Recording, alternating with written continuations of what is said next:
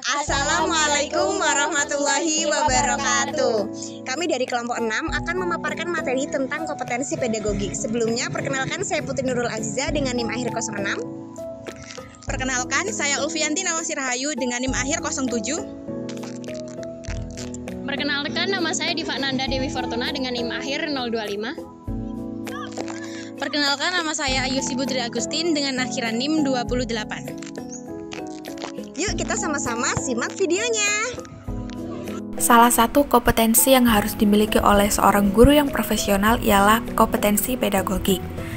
Baik, yang pertama ialah pengertian kompetensi pedagogik guru.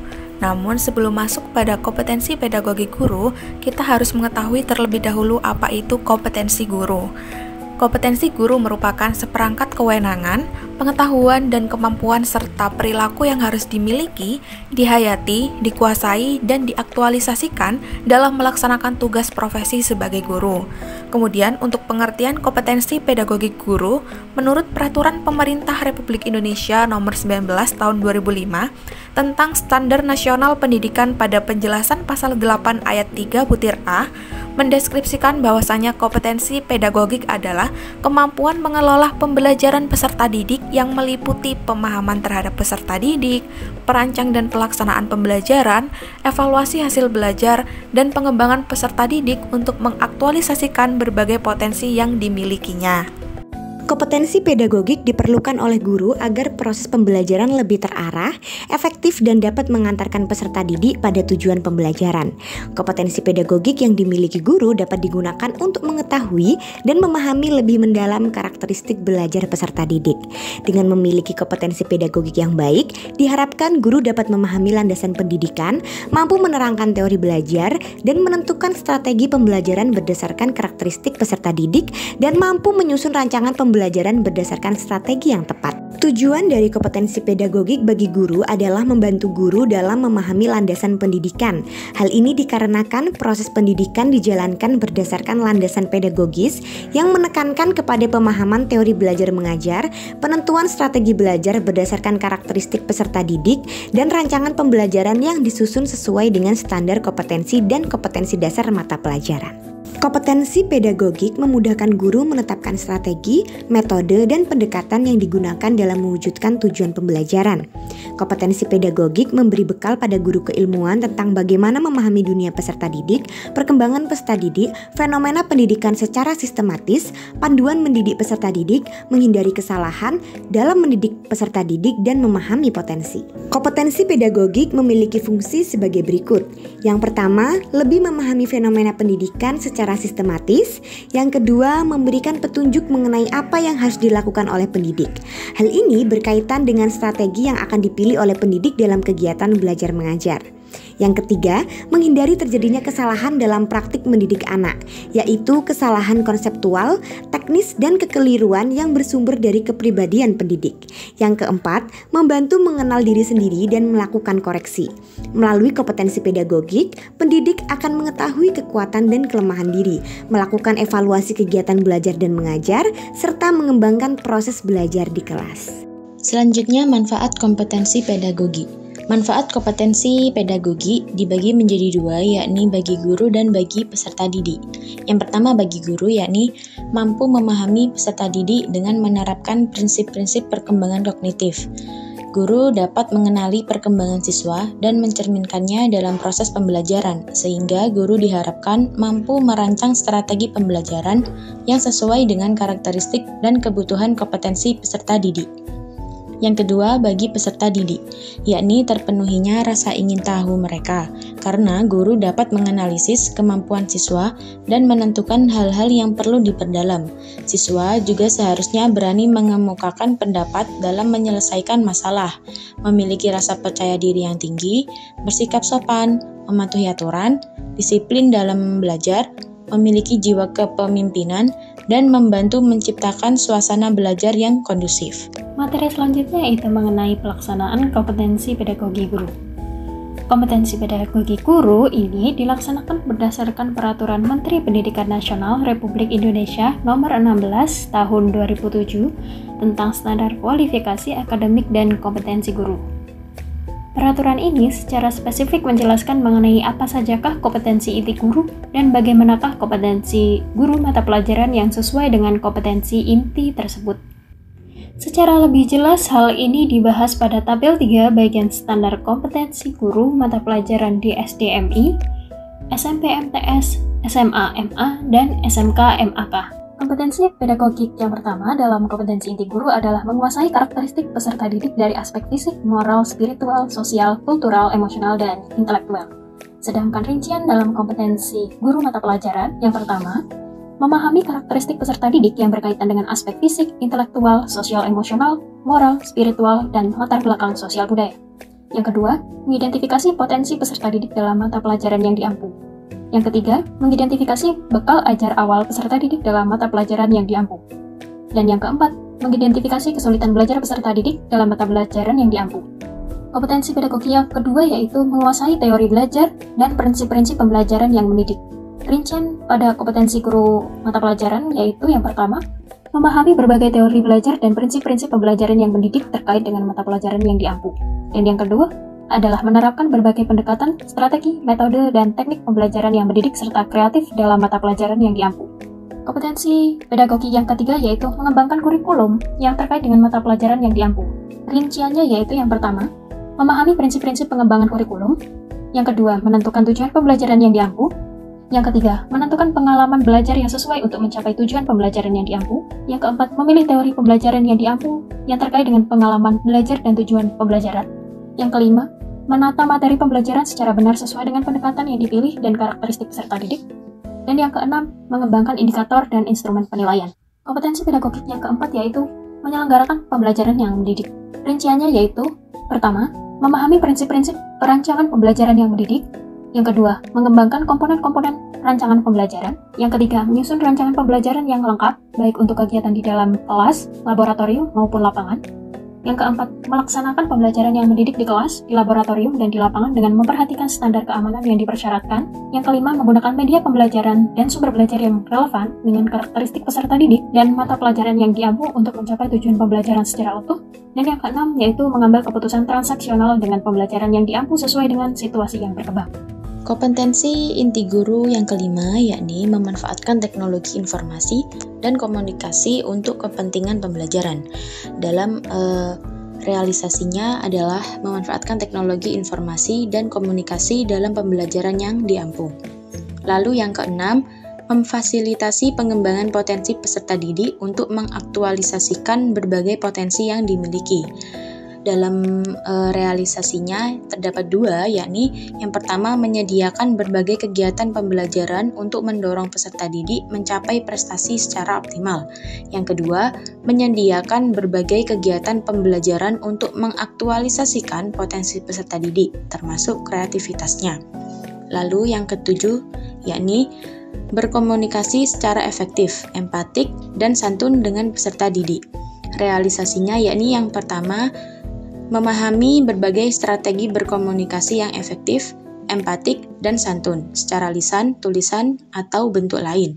Yang kedua, berkomunikasi secara efektif, empatik, dan santun dengan peserta didik dengan bahasa yang khas dalam interaksi atau kegiatan yang mendidik yang terbangun secara siklikal, dari menyiapkan kondisi psikologis peserta didik untuk ambil bagian dalam permainan melalui bujukan dan contoh, ajakan kepada peserta didik untuk ambil bagian, serta respon peserta didik terhadap ajakan guru dan reaksi guru terhadap respon peserta didik dan seterusnya. Selanjutnya, untuk kompetensi pedagogik guru pada poin 8 ialah menyelenggarakan penilaian dan evaluasi proses serta hasil belajar.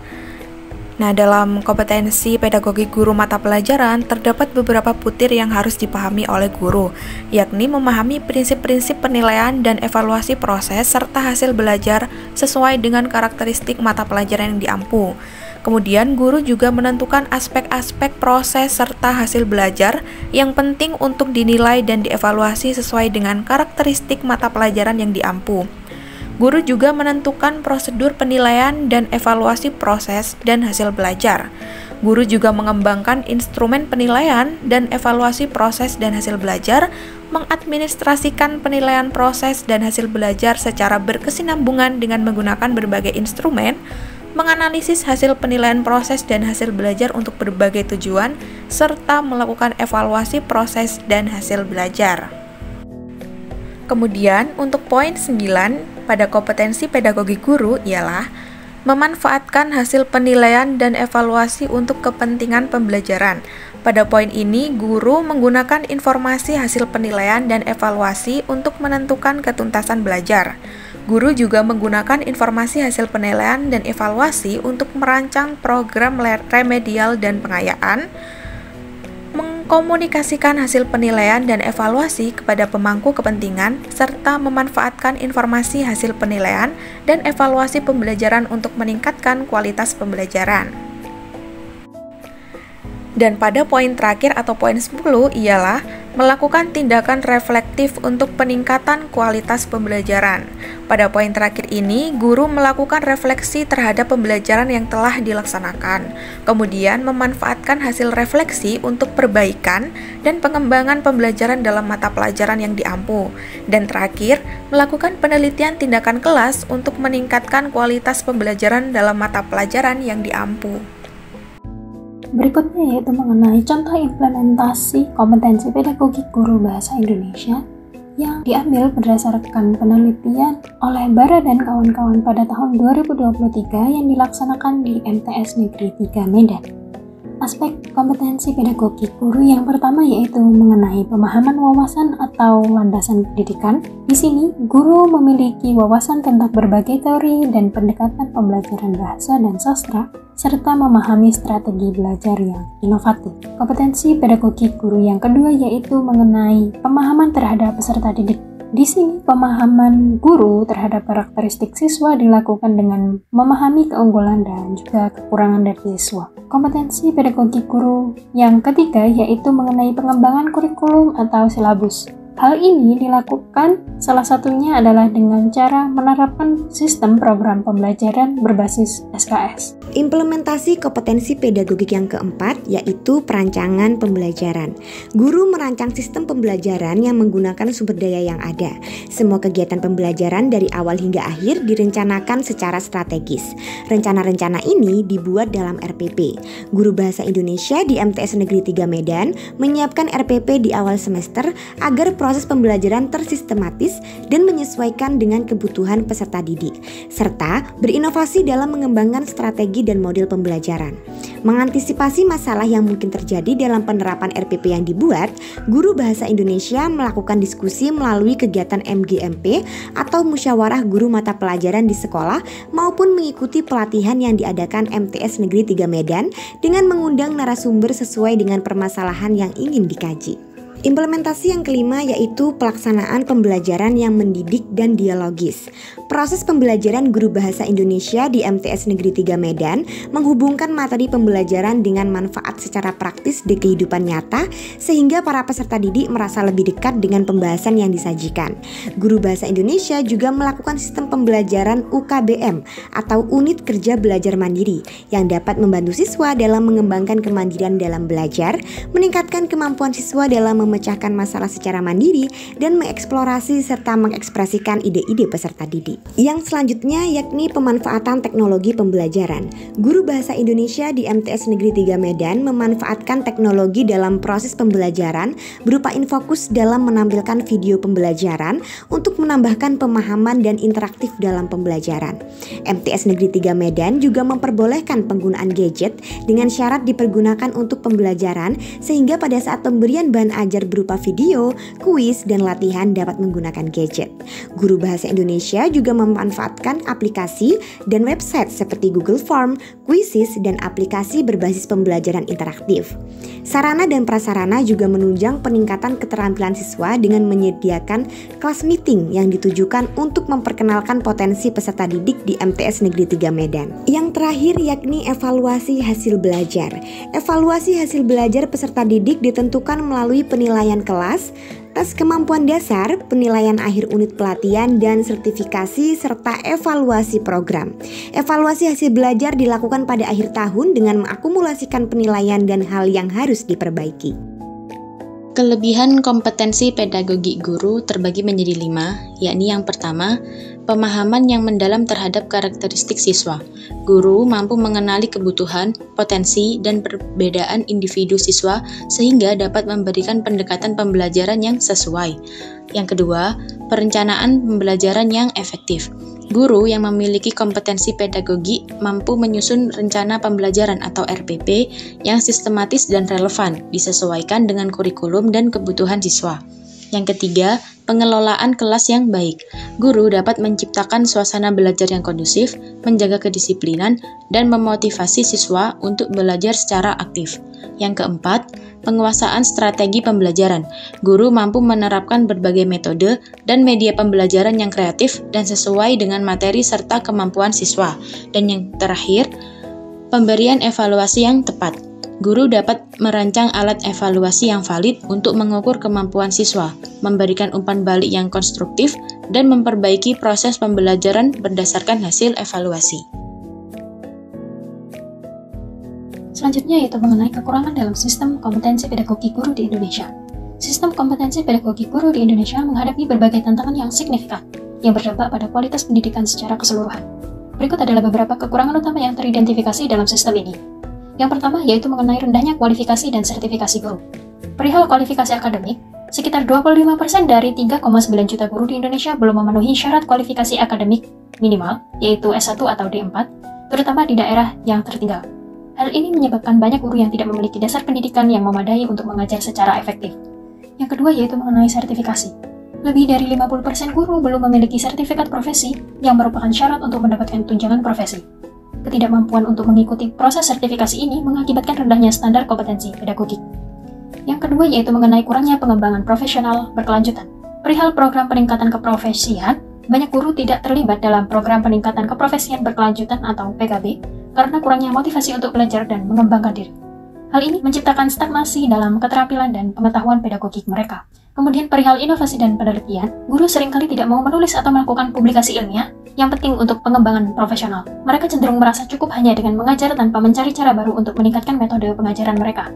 Kemudian yang ketiga yaitu perihal metode pengajaran yang tidak efektif. Mengenai pendekatan pengajaran, banyak guru masih menggunakan metode pengajaran tradisional seperti ceramah yang tidak mendorong interaksi aktif dengan siswa.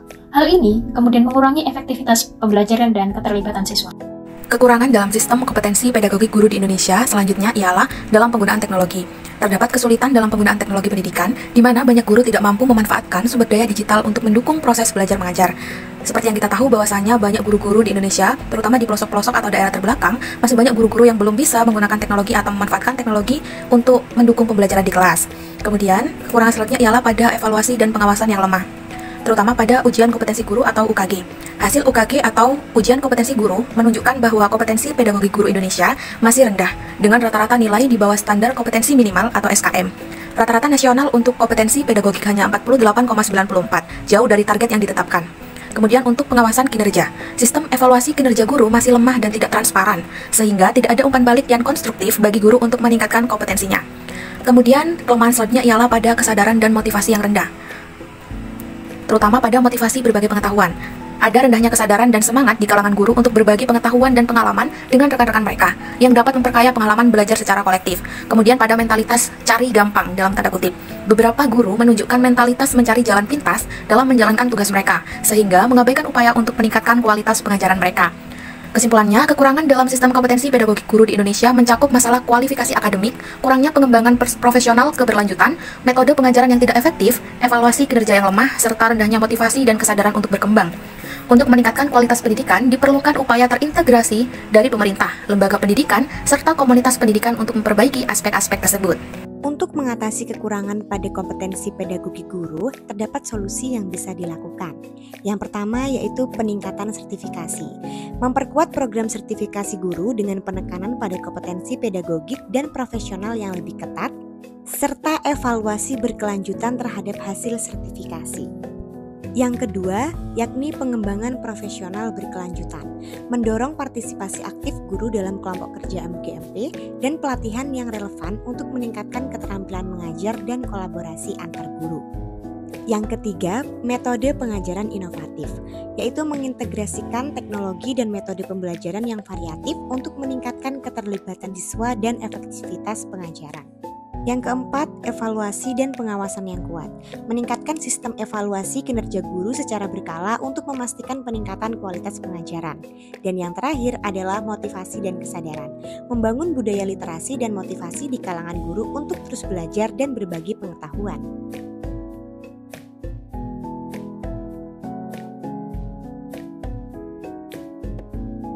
Pemirsa, 2 orang guru di Medan, Sumatera Utara diberi peringatan oleh Dinas Pendidikan Kota Medan. Mereka diduga menghina muridnya dengan kata kasar.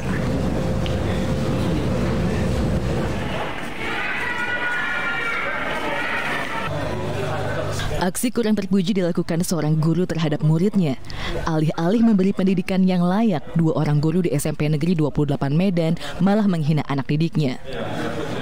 Seorang siswi dihina gurunya lantaran belum mampu membayar uang sekolah dan uang buku. Ironisnya, siswa yang mereka hina merupakan anak yatim yang berasal dari keluarga kurang mampu. Meski sudah melunasi uang tunggakan tersebut, rapot siswa malah ditahan oleh gurunya. Waktu itu kan saya belum bayar uang sekolah kan, uang buku sama uang baju.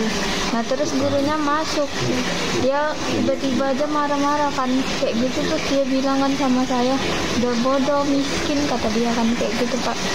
Setelah itu, waktu itu kan udah kan Kak, udah dibayar semua tunggakannya, rapot masih ditahan. Jadi waktu itu pas ngambil rapot ada guru yang bilang, dalam pertemuan dengan pihak sekolah, kedua guru dan kepala sekolah sudah meminta maaf dan menyesali perbuatannya. Langsung datang ke sekolah, langsung melakukan kunjungan.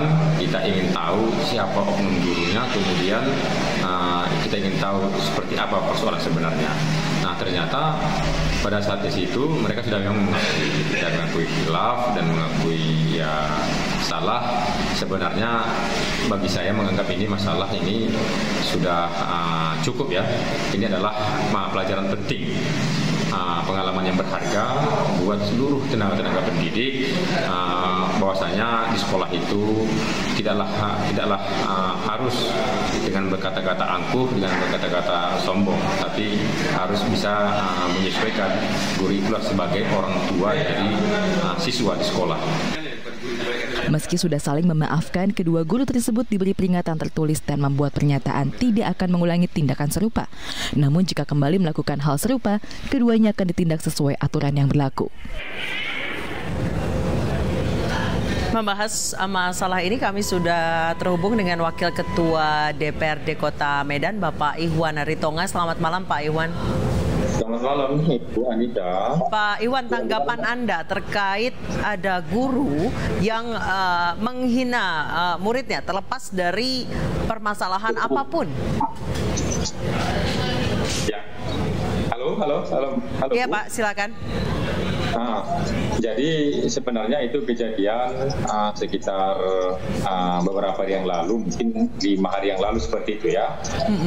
Walaupun cerita ini bagi saya adalah sudah dianggap selesai, karena pada saat saya datang protes ke sekolah dan mereka sudah mengakui dan sudah minta maaf, si murid juga sudah salam tangan gurunya sendiri, yang gurunya yang menghina dia, kemudian sudah maaf-maafan, sudah salam-salaman. Baik, itu. Berarti menurut Anda kasus ini selesai dengan perdamaian antara guru dan muridnya? Ya, jadi memang dari awal ini kejadian sudah lama, dari sekitar 6 bulan yang lalu, semenjak anak ini saya angkat menjadi anak asuh, seperti itu Bu Anisha. Oke. 6 bulan yang lalu saya angkat. Pertama kali memang sebenarnya dia sudah melaporkan persoalan ini, tapi saya belum tanggapi.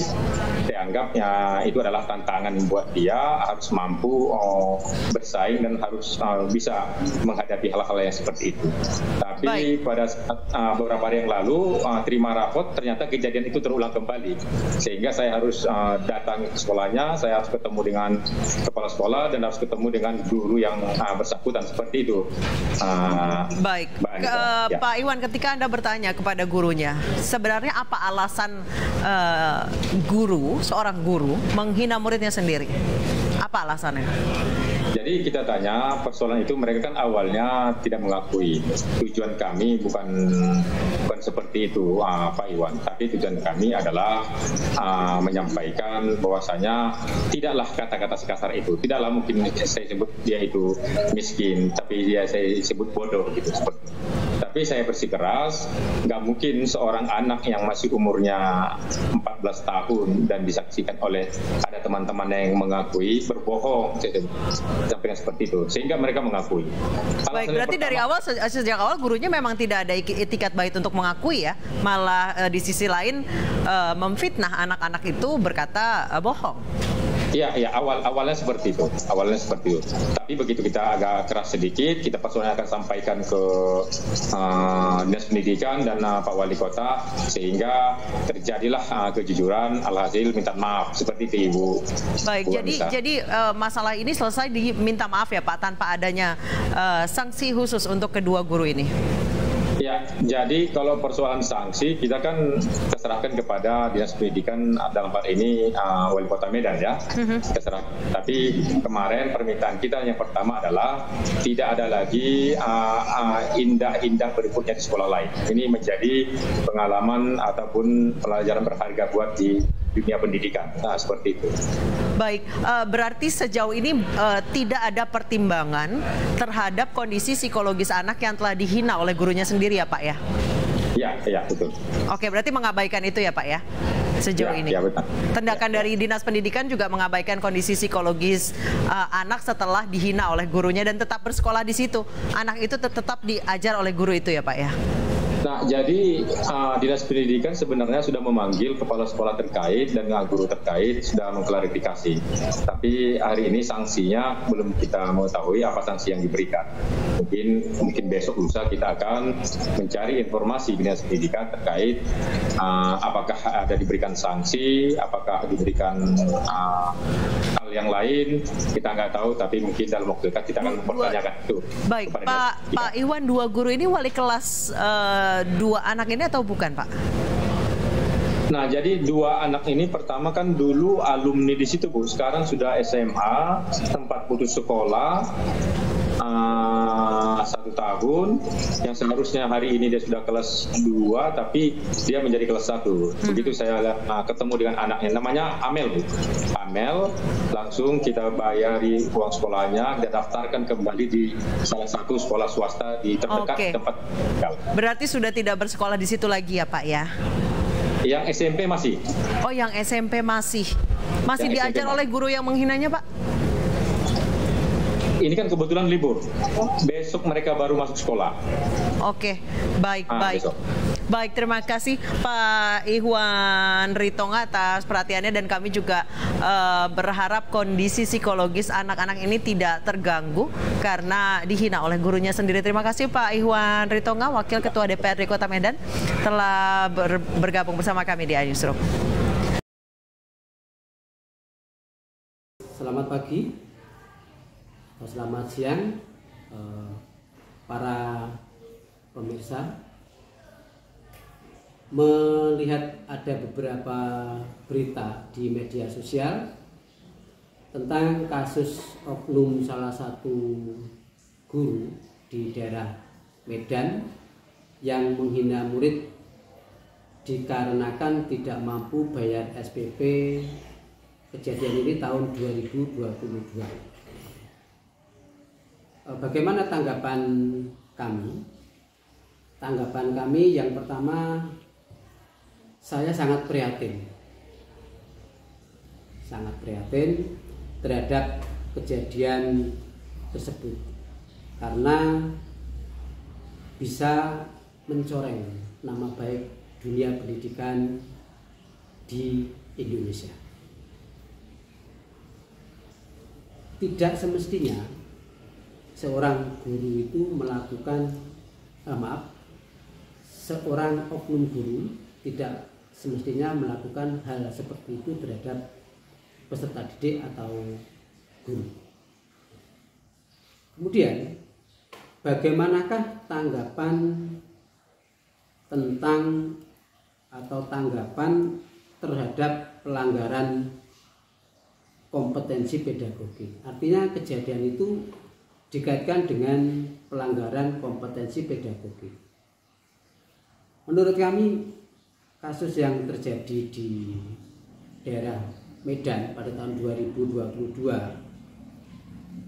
yang dilakukan oleh salah satu oknum guru di salah satu sekolah, hal itu bukan termasuk pelanggaran pedagogik. Sekali lagi, bukan termasuk pelanggaran kompetensi pedagogik. Karena tidak ada sangkut pautnya dengan proses belajar mengajar di kelas. Jadi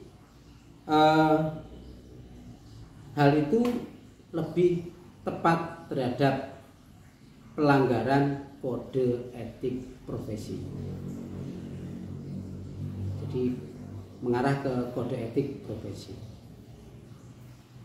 Seyogianya oknum guru tersebut harusnya dievaluasi dulu, kemudian dibuktikan dengan beberapa saksi apakah betul apa enggak ucapannya. Kalau memang ada saksi yang menguatkan seperti itu, maka langkah selanjutnya adalah adanya pembinaan yang dilakukan oleh pimpinan, dalam hal ini adalah kepala sekolah yang bersangkutan. Jadi harus dilakukan pembinaan dari dalam juga. Diadakan pembinaan oleh pimpinan sekolah. Kemudian yang ketiga, bagaimanakah saran tanggapan guru pada umumnya? Menurut kami, menjadi seorang guru atau tenaga pendidik itu adalah panggilan jiwa. Tidak semua orang bisa memenuhi panggilan menjadi tenaga pendidik. Untuk menjadi seorang tenaga pendidik, kita itu harus menjiwai seorang guru, menjiwai seorang tenaga pendidik yang tugas utama kita itu pertama mendidik, kemudian mengajar, yang ketiga membimbing, yang keempat melatih siswa, kemudian menilai dan mengevaluasi peserta didik. Itu adalah tugas utama dari seorang pendidik atau guru. Dan sebaiknya seorang guru harus menguasai tentang hal itu. Dan menjadi pendidik di zaman modern ini, di zaman yang penuh dengan teknologi, harus lebih sabar, lebih bisa menahan diri, menahan emosi, dan harus mendidik manusia atau peserta didik dengan seutuhnya. Sekian pemaparan dari kelompok kami. Terima kasih telah menyaksikan. Wassalamualaikum warahmatullahi wabarakatuh. Bye-bye.